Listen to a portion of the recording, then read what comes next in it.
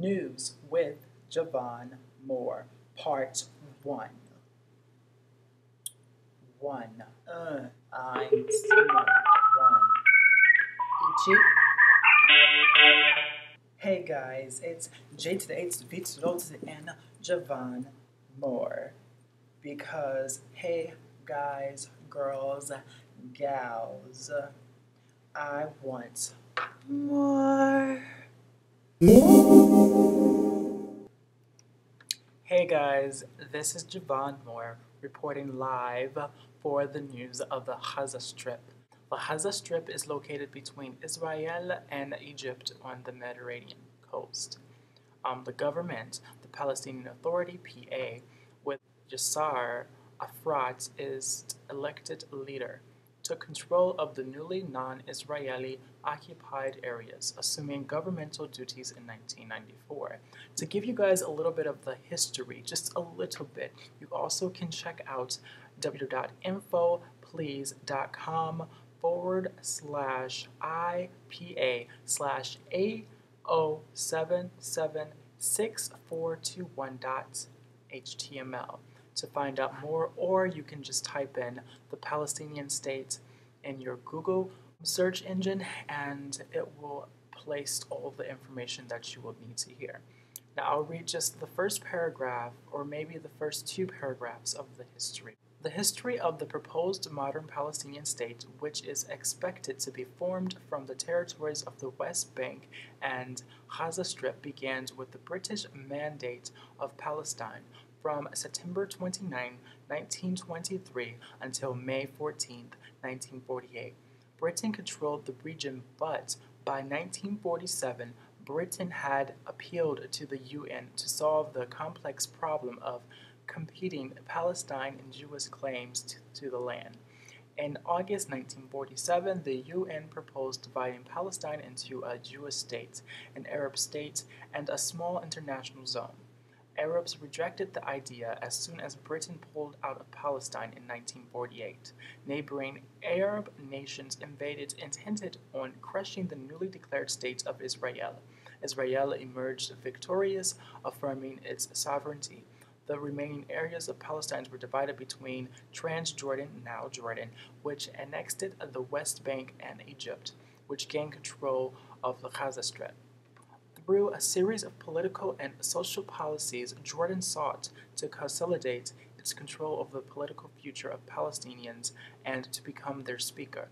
Jordan even extended citizenship to Palestine in 1949. Palestinians constituted about two-thirds of the country's population. In the Gaza Strip, administered by Egypt from 1948 to 1967, poverty and unemployment were high, and most Palestinians live in refugee camps. In the Arab-Israeli War of 1967, Israel, over a period of 6 days, defeated the military forces of Egypt, Syria, and Jordan, and annexed the territories of East Jerusalem, the Golan Heights, the West Bank, the Gaza Strip, and all of the Sinai Peninsula. Hey guys, if you guys watch this video that I'm going to present to you next, it will show the different things that are going on in the Gaza Strip. And as I continued watching it, it made me realize, oh my God, how everything is just going crazy right now in the world. And, you know, the press in the United States is not really showing all this that's going on. And so I want to, as Javon Moore, being the real person, the person that actually tells you the truth, that's what's going on in the world. It's crazy. And I just want to be that person that can be a leader and to the viewers of my YouTube channel as a leader that shows that I'm being the person that's protesting. I'm the person that's being active in the world. So I want you guys to be active in the world and stand up for the Gaza Strip because they really need us. You know, I mean, America is focused more on the Israelis, and if you look at the ending synopsis of what's going on, of who's dying and everything, and the most of them are the Palestinians, and you know, there's only 13. You'll see at the end, it'll say 13 Israelis have been killed, whereas over Hundreds of people have been dying in the Gaza Strip. They're not letting them go. I mean, I know it's a war and they're both fighting or whatever, whatnot, but could the Israelis at least let the people leave? Because they're just stuck there. They're not doing anything. You're killing the kids. Just watch the show. Just watch it, okay? Warning, this segment contains graphic images. Israel says its goal is to break Hamas, bring it to its knees, and force it to beg for a ceasefire. From the gun battles to the victims, the world media didn't seem to miss an angle in the conflict between Israel and Hamas. Red alert, Hamas fires 2 rockets. Sderot, 1 mile from Gaza, is under a barrage of attacks. Burning tears poured down the students' cheeks in Gaza. The Jews struck our schools so that we cannot learn or study or grow up and learn to fight them. International journalists have not been allowed into Gaza by Israel. Israel said the restrictions were to protect journalists. But Russia Today pointed out the hard lesson Jerusalem learned in its last war. In the second Lebanese war, we had a problem with many journalists walking around the forces. While the journalist was describing, this infantry brigade behind me is now entering Lebanon from this position. And this we cannot allow. The media restrictions may have had the opposite effect of what Israel intended, according to France's TV 5. The result is that only images produced by Palestinian journalists are available to Western media. The Palestinians themselves have attempted to control all of their communications. Here, they portray their tragedy in all its horror. In this war of images, hundreds of dead Palestinians clearly weigh greater than a few rockets. Israel cannot allow images like these to be broadcast across the world for months on end, and therefore must act quickly, regardless of the cost.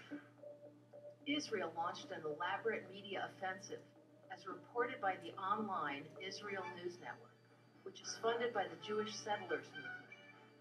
As the war of weapons against Hamas continues, so does the war of words, and as part of that effort, the IDF has again expanded its You know YouTube what, presence, dude needs to shut up. the Sorry, you Arabic have to be language ignorant. spokesman to talk directly to the Shut. public in Arabic.